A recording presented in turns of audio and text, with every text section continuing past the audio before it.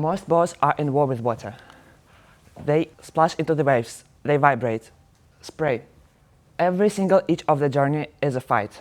But a few years ago, back in Russia, I stepped on a new hydrofoil Alexeyev's ferry, and everything changed. When we accelerated, the noise dropped, vibration disappeared, and the hull lifted. We were no longer sailing, but flying a few inches above the water surface.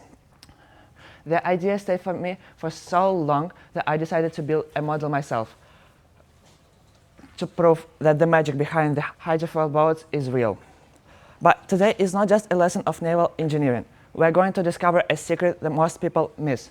The greatest progress comes not from the more power, but from less resistance. You will learn how to stop fighting the surface and simply fly above it. My model wasn't fancy. It was literally a piece of foam with 3 wings, hydrofoils, I printed in my room. And it was frustrating. It didn't work at first, second, or even 5th time. But on 6th, the hull suddenly lifted, and the flight began. Explaining how it works, just like an airplane wing, a hydrofoil creates lift. At a certain speed, the boat lifts from the water. When the hull is lifted, the water resistance decreases to push a wide body through the water. Only small foils remain submerged, so the boat accelerates. Building my own model taught me a lot more. When you're designing something that lifts, everything matters. Stability becomes a continuous process, not a static one.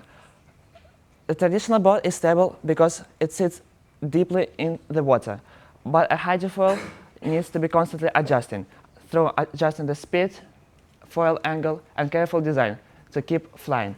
Coming back to Russia, people often think of transportation simple, moving from A to B, but transportation shapes lives.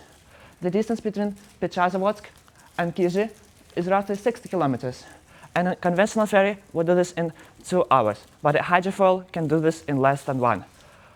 It doesn't just go faster, it changes how the distance is experienced. When the travel is smooth and fast, places feel closer. This is why hydrofoils matter beyond engineering. They connect communities and people together. And this made me rethink something. The greater progress doesn't always come from adding more power. Sometimes it comes from avoiding resistance. People often think of the future of transportation dramatically. Flying cars, rovers on Mars, hyperloops. But hydrofoils think differently. They are not trying to escape our planet.